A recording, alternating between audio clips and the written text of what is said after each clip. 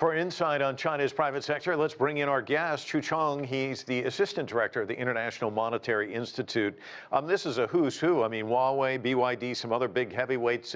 Talk to us about the significance of this meeting chaired by President Xi. He's indicating that the government believes these private firms are going to play an important role in the economy moving forward. What do you see in his remarks? Well, actually, Mike, I think this is actually a phenomenal, important, meeting. Well, we can compare it to, if you remember, in 1992, Mr. Deng Xiaoping used to have the South tour, and made lots of announcements after that tour. And that conference, that announcement back in 1992, actually set up the very important milestone for Chinese market economy. And we can compare this event like yesterday to the 1992 event because it made it very sure about, number one, I think it's loud and clear about the position and role of the private sectors in China. Well, look, after 50 years almost of the reform and opening up, still a lot of people are questioning, well, China still have a ample room for the private sector's development in the future. Well, I think this message is very, very clear that it is, because the leadership in China has made sure that this whole arrangement based on the market economy can be changed and won't be changed. And I think secondly is that it shows that leadership understand very clearly about the difficulties faced by the private sector. For example, about the financing issue, for example, like the rule of law issue, and they made very clear promises that we're going to help them. We're going to make sure that private sector can thrive in China's soil. And I think thirdly is also very important is pointed out the future direction for the private sector development in China. Well, in the past, we still have some, stereotype in the people. That is, private sector used to be the hitchhikers. Well, the SOE set up the infrastructures, the international top players. They provided us the technologies.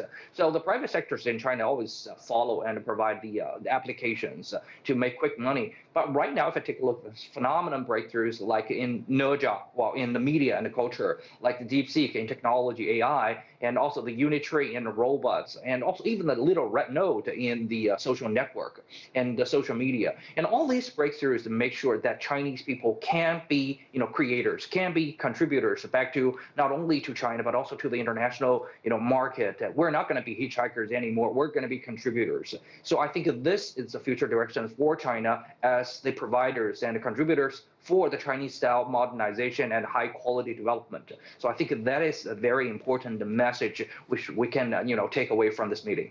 Well, you kind of predicted where I was going next. In fact, you've already touched on some of them. These major advances of late. DeepSeek, of course, grabbing a lot of headlines recently. You touched on some others. It's apparent the technological revolution that's underway right now with machine learning, AI, robotics, it's leading the way. It's going to play a big role in terms of growth. And it's going to be a focal point in terms of competition between China and the West. The tech sector, though, may end up facing some headwinds with growing Western restrictions. President Xi urging them to innovate. What are some of the hurdles that they're going to have to overcome or pressures that they face as they attempt to do that? Well, Mike, you have to understand, in China, we have one of the rhythm and history. It's called the jiazi. Jiazi, which means 60 years. So, well, let me just a little reminder. Back in the 60, very accurately 60 years ago, in 1965, when the whole world is trying to block China, not only in America but also the Soviet, but we still managed to explode the first atomic bomb and design our first satellite, the Dongfang Hong satellite.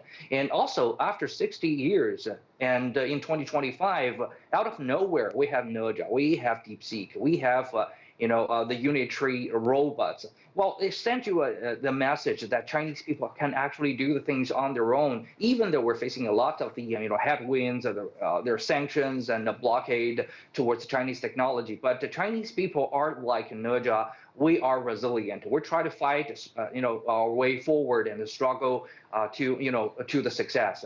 And I think this is the uttermost important, the decisive factors towards today's phenomenon. This younger generation, many of them are born after 1980s and even 1990s.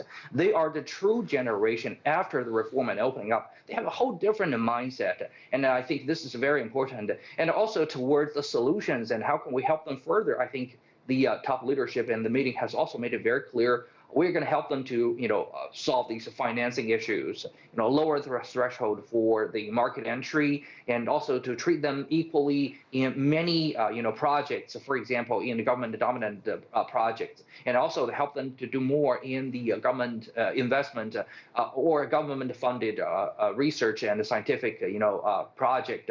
Like Hangzhou is doing so. This is very important. City government has already been doing so, and I think the Hangzhou model will be, duplicated to many other places and even to the whole China. So I think this in the future is going to help this private sector. Yeah, it's definitely going to be interesting to watch all of this play out. Thank you so much for your insights. Really appreciate it.